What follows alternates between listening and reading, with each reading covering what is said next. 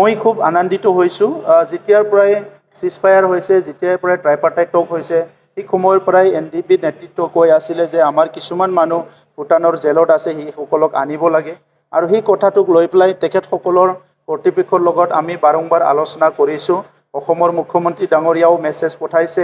ভাৰত চৰকাৰকো আমি জনাইছোঁ তেনেকৈ আলোচনা কৰি যোৱাকালি তেখেতসকলে এই 6জন NDPৰ লগত ডাইৰেক্ট ইনডাইৰেক্ট জড়িত থকা তেখেতসকলৰ যিখিনি মেম্বাৰ তেখেতসকলক যোৱাকালি গধূলি ৰিলিজ কৰিছে আৰু তেখেতসকলক আমি লৈ আহিছোঁ আৰু এতিয়া অসমৰ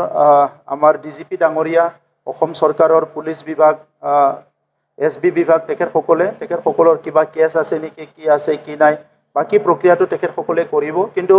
অসমত শান্তি প্ৰতিষ্ঠা কৰাৰ মুখ্যমন্ত্ৰী ডাঙৰীয়াৰ নেতৃত্বত যেটো এটা কাম চলি আছে ইয়াৰ আৰু ডাঙৰ এটা সফল বুলি আমি ক'ব লাগিব আৰু তেখেতসকলে আজি ভালকে ঘূৰি আহি নিজৰ পৰিয়ালৰ লগত থাকিব পাৰিব এটো আমাৰ কাৰণে এটা সুখবৰ তেখেতসকলৰ জীৱনটো মংগল হওক অনাগত দিনত নিজৰ মাতৃৰ লগত নিজৰ পৰিয়ালৰ লগত ভালভাৱে থাকি পেলাই তেখেতসকলে যাহাতে ঘৰখন আগবঢ়াই নিয়াৰ লগতে সমাজখনতো ভালকে কাম কৰিব পাৰি এটো মই কামনা কৰিছোঁ নেপালত এজন আছে ইয়াক তেখেতৰ কেছ চলি আছে আমাৰ মাজতে বিধায়ক লৰেন্স ইছলাৰী ডাঙৰীয়া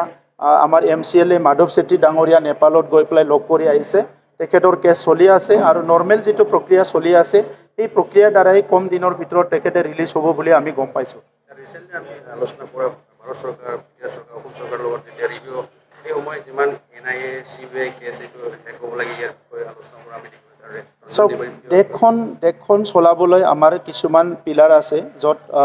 জুডিচিয়াৰিটো এটা ডাঙৰ পিলাৰ এক্সিকিউটিভটো এটা ডাঙৰ পিলাৰ সো এক্সিকিউটিভ ডিসিশনবিলাক কেতিয়াবা মানে জুডিচিয়াৰি যেটো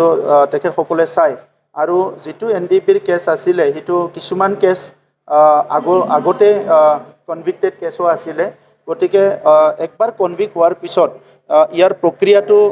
বহুতখিনি দীঘলীয়া হয় বা কঠিন হয় তথাপিতো প্ৰচেষ্টা চলাই থকা হৈছে যিবিলাক নন হাইনিয়াছ ক্ৰাইম ইতিমধ্যে সেই কেছবিলাক উইথড্ৰ কৰা হ'ল হাইনিয়াছ ক্ৰাইমৰ ভিতৰতো আমাৰ মুখ্যমন্ত্ৰী ডাঙৰীয়াই কৈছে যে যিবিলাক নেচাৰটো চাই পেলাই